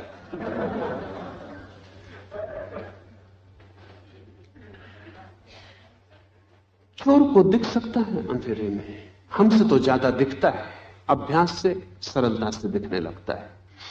भीतर का अंधेरा भी पहले आपको आंख को निर्मित करने की चुनौती है। अगर आप बाहर भाग आते हैं तो चूक जाते हैं। ईसाई साधकों ने तो उसे dark night of the soul कहा है, अंधेरी रात आत्मा की, और उसको पार करने की पूरी व्यवस्था और साधनाएं बनाई कि उसे कैसे पार करें। प्रकाश तो मिलेगा, लेकिन अंधेरी रात को पार करने के बाद सुबह होती भी नहीं रात को बिना पार किए। कहीं सूरज निकले बिना रात को पार किए, तो भीतर भी प्रकाश का अनुभव आता है, लेकिन रात को पार करने के बाद एक अर्थ, दूसरा अर्थ जो ताओ का अपना निज है, लाओत्से का अपना निज है। लाओत्से प्रकाश से अंधेरे को ज्यादा मूल्य देता है। लाओत्से कहता है प्रकाश तो एक उत्तेजना है, अंधेरा परम शांति है। प्रकाश की तो सीमा है, अंधेरा असीम। कभी ख्याल किया? प्रकाश की तो सीमा है, अंधेरा असीम है। और प्रकाश में तो उत्तेजना है, इसलिए तो प्रकाश हो तो रात में आप सो नहीं पाते। जितना गहन हो अंधेरा उतना विश्राम कर पाते। प्रकाश आंखों पर चोट करता रहता है, प्रकाश में थोड़ी हिंसा है, अंधेरा परम अहिंसक है। लाओत्से कहता है कि प्रकाश तो पैदा करना पड़ता है, फिर भी बुझ बुझ जाता है, अंधेरा शाश्वत है, उसे पैदा नहीं करना पड़ता, वो है। प्रकाश तो जलाओ, चाहे दिए का प्रकाश हो और चाहे महासूर्यों का। सूर्य भी चुक जाते हैं, उनका ईंधन भी चुक जाता है। वैज्ञानिक कहते हैं हमारा ये सूर्य 4000 साल से ज्यादा अब नहीं चलेगा, इसका ईंधन चुक रहा है, ये रोज अपनी अग्नि को फेंक रहा है। 4000 साल में ये इसकी अग्नि चुक जाएगी, ये ठंडा पड़ जाएगा। अरबों अरबों वर्ष चल चुका है, लेकिन इससे क्या फर्क पड़ता है? समय की अनंत धारा में एक दिया रात भर जलता है, एक सूरज अरबों वर्ष जलता है, लेकिन बुझ जाते हैं। प्रकाश बुझता है, अंधेरा कभी बुझता नहीं। इसलिए लाओत्से तो कहता है कि जो परम प्रकृति है वो प्रकाश जैसी कम और अंधेरी जैसी ज्यादा है। इस अर्थों में शाश्वत है, अनंत है, अमृत है, निराकार है और अद्वैत है। प्रकाश में भेद पैदा हो जाता है। यहां हम इतने लोग बैठे हैं, प्रकाश है तो हम सब अलग अलग दिखाई पड़ रहे हैं। अभी अंधकार हो जाए सब भेद खो जाएंगे। सब भेद प्रकाश में दिखाई पड़ते हैं, अंधेरे में तो सब अभेद हो जाता है। तो लाओत्से अंधेरे का और भी अर्थ लेता है साथ में, वो भी हमें ख्याल ले लेना चाहिए। वो कहता है ये जो ताओ है ये अंधेरा और धुंधला, यहां चीजें साफ नहीं है, यहां सीमाएं बटी हुई नहीं है, एक दूसरे में प्रवेश कर जाती हैं। सीमाएं फिर ठोस नहीं है, तरल वायवीय तरंगित, कोई सीमा बंधी हुई नहीं है, एक रूप दूसरे रूप में रूपांतरित होता रहता है। यह एक अद्वैत सागर है, फिर भी छिपी है जीवन ऊर्जा उसी में। इस परम शांत मौन अंधकार में ही जीवन की समस्त ऊर्जा छिपी, जीवन की सारी शक्ति, लाइफ एनर्जी, जिसे बर्गसा ने इलान वाइटल कहा है, वो इसी अंधकार के गहन परत में छिपी। इसे हम जरा दो तीन तरफ से समझ लें, क्योंकि लाओत्से के सारे प्रतीक अत्यंत गहन हैं। कभी आपने ख्याल किया कि जीवन का जब भी जन्म होता है तो अंधकार में होता है? चाहे एक बीज फूटता हो जमीन के गर्भ में, और चाहे एक बच्चा निर्मित होता हो मां के गर्भ में, प्रकाश में जन्म नहीं होता। सब जन्म अंधकार में होता है। एक बीज को अगर जन्माना है, छिपा दें अंधेरे में, फूटेगा। एक बच्चे को जन्माना है, वो भी बीज का छिपाना है, छिपाना मां के अंधकार, मां के गर्भ में। वहां प्रकाश की किरण भी नहीं पहुंचती, वहां वो बड़ा होगा, निर्मित होगा, विकसित होगा। प्रकाश में तो वो तभी आएगा जब जो भी आधारभूत है वो निर्मित हो चुका।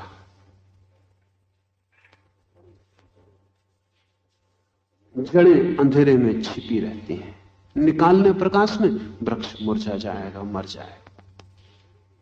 जड़ों का तो काम है कि वो अंधेरे में ही छुपी रहें, क्योंकि जीवन की जो गहन ऊर्जा है वो परम अंधकार में छिपी है। परम अंधकार का अर्थ है परम रहस्य, एब्सोल्यूट मिस्ट्री। अंधकार बहुत रहस्यपूर्ण है। प्रकाश में तो सब रहस्य खो जाता है।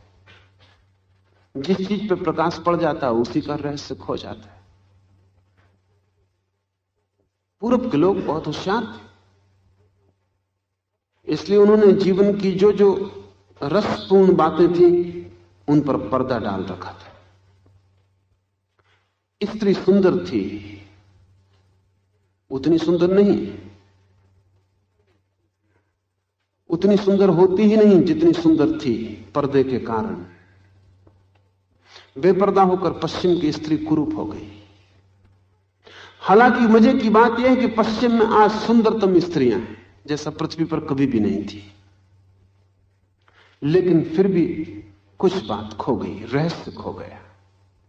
वो जो पर्दा था, वो जो घूंघट था, वो जो कुछ छिपाता था, वो छिपा हुआ रहस्यपूर्ण हो जाता। सब उघड़ जाए, रस खो जाता है।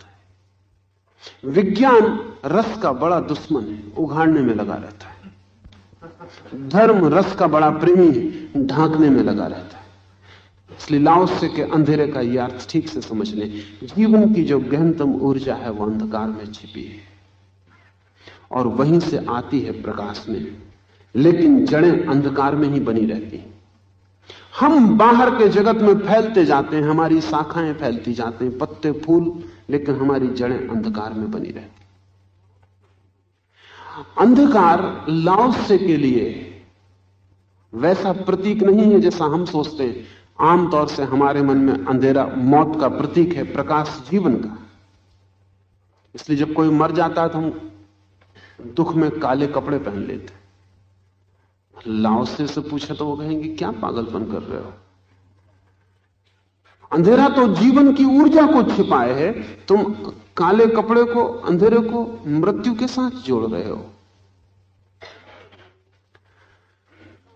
हमारे मन में प्रकाश का बड़ा मूल्य है, इसलिए नहीं कि हमें पता है कि प्रकाश का कोई मूल्य है। प्रकाश का हमारे लिए मूल्य है कई कारणों से, वो कारण भी ख्याल में लें तो अंधेरे का भी मूल्य समझ में आ जाए। एक, प्रकाश में हमें कम भय लगता है। हम भयभीत लोग, डरे हुए लोग, प्रकाश में कम भय लगता है। चीजें साफ साफ मालूम होती, कौन कहां है, कौन क्या कर रहा है, कौन पास आ रहा है, हाथ में छुरा लिए है कि नहीं लिए है, मित्र है कि दुश्मन है, चेहरा, आंख, ढंग सब साफ होता है। हम सुरक्षित मालूम होते हैं। प्रकाश में हम सुरक्षित मालूम होते हैं, अंधेरे में असुरक्षित हो जाते, इनसिक्योरिटी हो जाती। अंधेरे में लगता है पता नहीं अब क्या हो रहा है, कुछ भी पता नहीं। अंधेरे में तो वही शांति से सो सकता है जिसे असुरक्षा का भय न रहा, जिसे सुरक्षा का मोह है, भय है, वो अंधेरे में सो भी नहीं पाएगा। हिटलर अपने कमरे में अपनी प्रेयसी को भी नहीं सोने देता था, क्योंकि भरोसा किसी का भी नहीं किया जा सकता, भय किसी का भी भरोसा नहीं कर सकता। और इसलिए उसने अपनी प्रेयसी से मरने तक विवाह भी नहीं किया, क्योंकि विवाह करने के बाद वो मांग करेगी कि कम से कम इस कमरे में सोने तो दो। हिटलर ने विवाह किया, बड़ी मजेदार घटना है, मरने के आधा घंटे पहले जब बर्लिन पर गिरने लगे बम और जहां हिटलर छिपा था, जब उसके द्वार पर युद्ध होने लगा, तब हिटलर ने अपने साथियों को कहा कि तत्काल कहीं से भी, आधी रात थी, कहीं से भी एक पुरोहित को पकड़ लाओ, कोई भी हो चलेगा, मुझे विवाह करना है इसी वक्त, क्योंकि अब जीने का कोई उपाय नहीं, अब मैं मरने के करीब हूं, घड़ी आधा घड़ी में मुझे आत्महत्या करनी होगी। एक सोते हुए पादरी को जबरदस्ती उठा के ले आया गया, विवाह संपन्न हो गया और हिटलर ने पहली दफा अपने सोने के कमरे में अपनी प्रेयसी को प्रवेश दिया हत्या के लिए, और दोनों आत्महत्या करके मर गए। भय कारण है, हमें प्रकाश अच्छा मालूम पड़ता है, अंधेरा घबराहट देता है, पता नहीं अंधेरे में कौन छिपा है, क्या हो रहा है। रात हमें डर देती है, दिन हमें अभय कर देता है। इस कारण हम प्रकाश को आदर दिए चले जाते हैं। लाओस से कहता है, लेकिन जीवन की जो गहनतम जड़ें हैं वे अंधकार में, और जब तक तुम अंधेरे में जाने के लिए तैयार नहीं हो तब तक तुम अपने से मिल भी ना सकोगे, और जब तक तुम अंधेरे में जाने का साहस नहीं जुटाते तब तक तुम्हारी स्वयं से कोई मुलाकात ना होगी। अंधेरे में कूदने की हिम्मत ही धार्मिक व्यक्ति का पहला कदम है। अंधेरे में कूदने की हिम्मत, अज्ञात, अनजान, अपरिचित में उतरने की हिम्मत। जीवन ऊर्जा है, बहुत सत्य है, इसके प्रमाण भी उसमें ही प्रछन्न है। लेकिन मुझसे मत पूछो, लाओस से कहता है, कि क्या है प्रमाण तुम्हारी इस जीवन ऊर्जा का, इस ताओ का, इस रहस्य का जिसकी तुम बातें करते हो और जिसके लिए तुम प्रलोभित कर लेते हो, और मन होने लगता है उतर जाएं हम भी इस अंधेरे में। क्या है प्रमाण? लाओस से कहता है, उसका प्रमाण भी उसमें ही प्रछन्न है। तुम जाओ तो ही जान सकोगे। तुम जानने के पहले जानना चाहो, जाने के पहले जानना चाहो तो कोई उपाय नहीं। लाओस से जैसी हिम्मत की बात बहुत कम धार्मिक लोगों ने कही है। अगर आप साधारण साधु संत के पास जाएं, उससे पूछें कि क्या है प्रमाण ईश्वर का, तो वो 10 प्रमाण देना शुरू कर देगा। हालांकि सब प्रमाण व्यर्थ है, कोई प्रमाण उसका है नहीं। और जरा सी बुद्धि हो तो इन साधु संतों के प्रमाणों का खंडन करने में जरा भी अड़चन नहीं। अब तक धार्मिक एक भी प्रमाण नहीं दे सके हैं जिसको नास्तिकों ने ठीक से खंडित न कर दिया हो। एक भी ऐसा प्रमाण नहीं है जिसे नास्तिक ठीक से खंडित नहीं कर देता है। और अगर ठीक बात जाननी हो तो नास्तिक ही विजेता मालूम पड़ेंगे, अगर प्रमाणों से ही ठीक बात जाननी हो, क्योंकि तुम सारे आस्तिकों के खंडन बचकाने, उनके तर्क, उनके प्रमाण सब बचकाने हैं। नास्तिक उन्हें ऐसे हाथ के इशारे से गिरा देता है।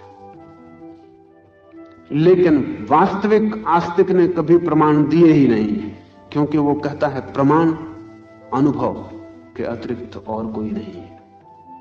जानो वही प्रमाण है, उसके पहले कोई उपाय नहीं है। उसके पहले तो प्रमाण को वही मान लेता है जो मानना ही चाहता है, वो बात अलग है। जो नहीं मानना चाहता वो फौरन इंकार कर देता है। जब भी आप किसी आदमी को राजी कर लेते हैं, कन्वर्ट कर लेते हैं, तो आप ये मत समझना कि आप जीत गए। वो कन्वर्ट होना चाहता था, अन्यथा इस दुनिया में कन्वर्ट करने का कोई उपाय नहीं। वो हो नहीं चाहता था, आप सिर्फ बहाने हैं। वो तैयार ही था, आपने उसकी ही बात बाहर से कह दी है। लाओ से कहता है उसका और कोई प्रमाण नहीं, सत्य है बहुत, लेकिन उसके प्रमाण उसमें ही प्रच्छन्न है, लेटेंट इन इटसेल्फ। उसी में चले जाओ तो तुम्हें प्रमाण मिल जाएंगे। मैं तुम्हें चलने का मार्ग बता सकता हूं, प्रमाण नहीं दूंगा। अंधा आदमी पूछे क्या प्रमाण है प्रकाश का, तो लाओ से कहेगा तुम्हारी आंख का इलाज बता सकता हूं, प्रमाण क्या दूंगा। आंख ठीक हो जाए तुम देख लेना। सत्य है बहुत प्रकाश, आंख चाहिए, और आंख न हो तो कोई प्रमाण आंख नहीं बन सकता, और आंख हो तो कोई कितना ही प्रमाणों का खंडन करे, खंडन नहीं। हंस सकता है। रामकृष्ण के पास लोग जाते थे, तर्क करते थे, और रामकृष्ण हंसते रहते थे। एक दफा केशव चंद्र गए। केशव चंद्र शायद भारत में पिछले 100 वर्षों में, 150 वर्षों में जो बड़े से बड़ा तार्किक पैदा हुआ हो तो केशव चंद्र थे। वैसी लॉजिस्टियन, वैसी तर्क की प्रतिभा बहुत मुश्किल होती है। केशव चंद्र रामकृष्ण को पराजित करने ही गए थे, और रामकृष्ण तो गंवार थे। रामकृष्ण तो दूसरी कक्षा भी पास नहीं थे। जानने के नाम पर कुछ भी नहीं जानते थे। होने की बात अलग है, थे बहुत कुछ जानते, बहुत कुछ नहीं थे। केशव चंद्र बहुत जानते थे, होने के नाम पर तो दीन थे। लेकिन प्रकांड थी प्रतिभा उनकी तर्क की दृष्टि से। बड़ी भीड़ इकट्ठी हो गई थी उस दिन। सब लोग सोचते थे बेचारा रामकृष्ण बुरी तरह पिटेगा। पिटने की नौबत ही थी, कोई उपाय ही न था। रामकृष्ण की हैसियत ही क्या थी। केशव चंद्र के साथ तर्क करना, वो पूरे मनुष्य जाति के इतिहास में 10-5 आदमियों की हिम्मत की बात थी। रामकृष्ण का तो कोई सवाल ही न था, वो तो कहीं गिनती में आते नहीं थे। कई लोग तो इसीलिए नहीं आए थे कलकत्ते से कि क्या फायदा, परिणाम पहले से ही जाहिर है कि रामकृष्ण पिटेंगे, उसमें कुछ है नहीं मामला, जाने की भी जरूरत नहीं दक्षिणेश्वर तक। लेकिन उस दिन वहां उल्टी हालत हो गई, केशव चंद्र बुरी तरह पिट गए। लेकिन ऐसी घटना कम घटती है। केशव चंद्र ईश्वर के खिलाफ वक्तव्य देने लगे, तर्क देने लगे, और हर तर्क पर रामकृष्ण उठते और नाचने लगते और कहते क्या सुंदर दलील दी। केशव चंद्र सोच के आए थे कि रामकृष्ण कहेगा गलत तो विवाद शुरू होगा। रामकृष्ण ने कहा ही नहीं गलत, तो विवाद का तो कोई उपाय ना रहा। और थोड़ी देर में केशव चंद्र को बेचैनी अनुभव होने लगी, और भीड़ भी थोड़ी बेचैन होने लगी कि क्या हो रहा है। जिस बात से आए थे वो कुछ होता दिखाई नहीं पड़ता है। केशव चंद्र फीके पड़ते तो रामकृष्ण उनको जोश चढ़ाते कि बहुत सुंदर, क्यों थकते हैं, कहें बड़ी गजब की बात कह रहे हैं, जस्ती बिल्कुल ठीक मालूम पड़ती है। सारे तर्क चुक गए, जल्दी चुक गए, क्योंकि विवाद चलता तो चुकना बहुत मुश्किल था। तो केशव चंद्र ने कहा कि सब ठीक है, तो फिर ईश्वर का आप मानते हैं कि ईश्वर नहीं है? केशव चंद्र ने कहा कि तुम्हें न देखा होता तो मान भी लेता। तुम्हारी जैसी प्रतिभा जब पैदा होती है तो बिना ईश्वर के कैसे होगी? तुम्हें देखकर तो प्रमाण मिल गया कि ईश्वर है, अपने पास तो छोटी बुद्धि है। रामकृष्ण ने कहा अपने पास तो बुद्धि बहुत बड़ी नहीं है, उससे ही सोचते थे कि ईश्वर है, तुम्हें देखकर तो पक्का हो गया।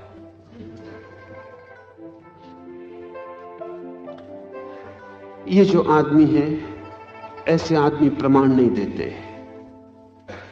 केशव चंद्र उस दिन तो चले गए भीड़ भाड़ में, लेकिन रात वापस आ गए। रामकृष्ण से कहा कि तुम जिस भांति हो गए हो, ऐसा होने का मेरा भी कोई उपाय है? रामकृष्ण ने विवाद किया होता तो केशव चंद्र दोबारा वापस आने वाले नहीं थे। लेकिन क्या खींच लाया होगा रात अंधेरे में? इस आदमी का होना, इस आदमी का बीइंग, इसका अस्तित्व। इसका ये आनंद, ये कुछ जानता है जो प्रमाणों से टूट नहीं सकता। ये कुछ जानता है, सारी दुनिया कहे गलत तो गलत नहीं हो सकता। इसने कुछ देखा है, इसने कुछ जिया है, इसने कुछ पा लिया है। अल्लाह से कहता है उसके प्रमाण उसमें ही प्रच्छन्न है। प्राचीन काल से आज तक इसकी नाम रूपात्मक अभिव्यक्तियों का अंत नहीं आया। वो जो प्रकृति है, वो जो ताव है, वो जो स्वभाव है, वो जो सागर है अस्तित्व का, वो अनंत अनंत रूपों में अनंत काल से प्रकट होता रहा। उसकी अभिव्यक्तियों का कोई अंत नहीं है, सतत है धारा उसकी। और हम उसमें देख सकते हैं सभी वस्तुओं के जनक को। सभी उसमें से पैदा होती हैं, उसी स्वभाव में से, और सभी उसमें लीन हो जाती हैं। लेकिन सभी वस्तुओं के जनक के आकार को मैं कैसे जानता हूं, लेकिन कैसे बताऊं उसका आकार, कैसे कहूं, क्या है उपाय? तुम अगर मुझसे पूछो कि कैसे जानते हो उसके आकार को, तो भी बड़ी कठिनाई है। लाओ से कहता है इन्हीं के द्वारा, इन्हीं अनंत अनंत अभिव्यक्तियों के द्वारा उसे जानता हूं। ये जो दिखाई पड़ता है, इनके द्वारा ही उसे पहचानता हूं जो इनके पीछे छुपा है और दिखाई नहीं पड़ता है। एक कवि को आप कैसे पहचानते हैं? उसके काव्य के द्वारा। और एक चित्रकार को कैसे पहचानते हैं? उसके चित्र के द्वारा। और अगर चित्रकार खो भी जाए, अंधेरे में छिप जाए और चित्र पर मौजूद हो, तो भी हम जानते हैं। जो दिखाई पड़ रहा है उससे हम उसे जानते हैं जो दिखाई नहीं पड़ रहा है। लेकिन ये सारे आकार उसके हैं, फिर भी उसका कोई आकार नहीं है। ये आखिरी बात ख्याल में ले लें, जो सब आकारों में प्रकट होता है उसका अपना आकार नहीं हो सकता। जिसका अपना आकार होता है वो सब आकारों में प्रकट नहीं हो सकता। सब आकारों में तो वही प्रकट हो सकता है जो निराकार हो, जिसका अपना कोई निश्चित आकार ना हो, जो सिर्फ एक संभावना हो, एक पोटेंशियलिटी हो, अनंत की संभावना हो। लाओस से कहता है लेकिन इसके लिए मैं कोई प्रमाण न दूंगा। अगर प्रमाण देखना है तो चारों तरफ प्रमाण मौजूद, अक्षर देने हैं तो चारों तरफ खुदे, तुम भी उसके ही हस्ताक्षर हो। वृक्ष भी, पत्थर भी, तारे भी, फूल भी, पक्षी भी, सभी उसके हस्ताक्षर हैं। अनंत अनंत रूपों में वो मौजूद है। लेकिन तुम उसे देख तभी पाओगे जब तुम कम से कम अपने आकार के भीतर उसका अनुभव कर लो, तब वो तुम्हें सब आकारों में दिखाई पड़ने लगेगा। और इसका कोई प्रमाण, बुद्धिगत प्रमाण नहीं दिया जा सकता। अनुभवगत प्रमाण हो सकता है।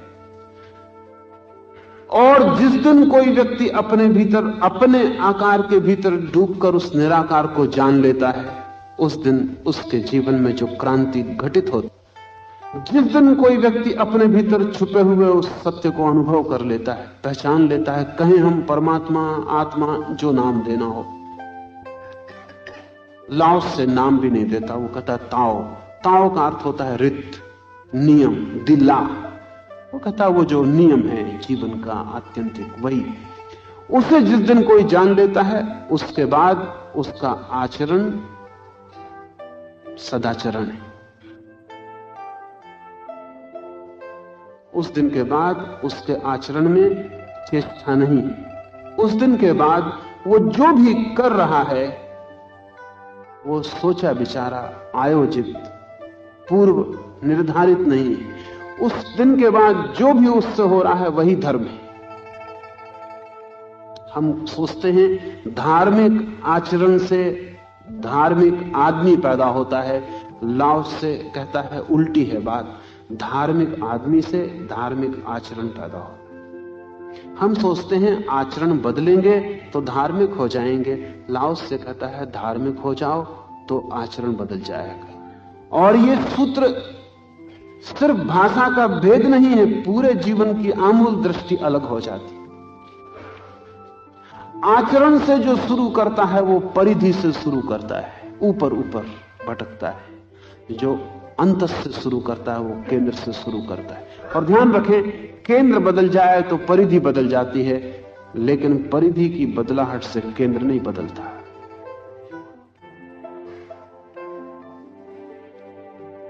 अगर केंद्र बदल जाए तो परिधि अनिवार्य रूपेण बदल जाती है, क्योंकि परिधि केंद्र का फैलाव है। लेकिन परिधि को बदल दें आप, बिल्कुल भी बदल दें, तो भी केंद्र नहीं बदलता, क्योंकि परिधि निष्प्राण है, केंद्र प्राण है। केंद्र आधार है, परिधि तो केवल बाहरी व्यवस्था है। एक वृक्ष के पत्तों को हम काट दें, वृक्ष नहीं बदलता, बल्कि एक पत्ते की जगह 4 पत्ते निकल आते। हम जो करते हैं आचरण में, वो यही पत्ते काटते रहते। और पत्ते काटने का मतलब आचरण का होता है कलम। कलम कर रहे हैं आप, बेईमानी काटें, दोहरी बेईमानियों के 2 पत्ते पैदा हो जाते। चोरी काटें, चोरी नए रास्ते से शुरू हो जाती। झूठ काटें, 25 नए झूठ जन्म ले लेते। लाओस से कहता है जड़ काटे, फिर पत्ते नहीं काटने पड़ते, फिर कोई फिक्र नहीं, पत्तों की बात ही छोड़ दो, वे अपने से गिर जाते और दोबारा नहीं आते। केंद्र को बदलना जड़ को बदलना है। तो अब मैं दोहरा दूं, क्षुद्र है आचरण वो जो व्यवहार के परिवर्तन से पैदा होता है। परम है आचरण वो जो अंतस की क्रांति से जन्मता है। क्षुद्र आचरण उपादेयता पर निर्भर होता है, परम आचरण आनंद पर। परम आचरण सहज है, क्षुद्र आचरण खींचा हुआ, सोचा हुआ, प्रयोजन, प्रयास, यत्न, व्यायाम। क्षुद्र आचरण और अनाचरण में कोई बुनियादी अंतर नहीं। परम आचरण दूसरे ही लोक की बात है। जैसे जमीन पर चलते चलते कोई आकाश में उड़ने लगे, इतना अंतर है। पंख लग जाएं और यात्रा की सारी भूमि बदल जाए। आज इतना ही, 5 मिनट रुकें, कीर्तन करें, फिर जाएं।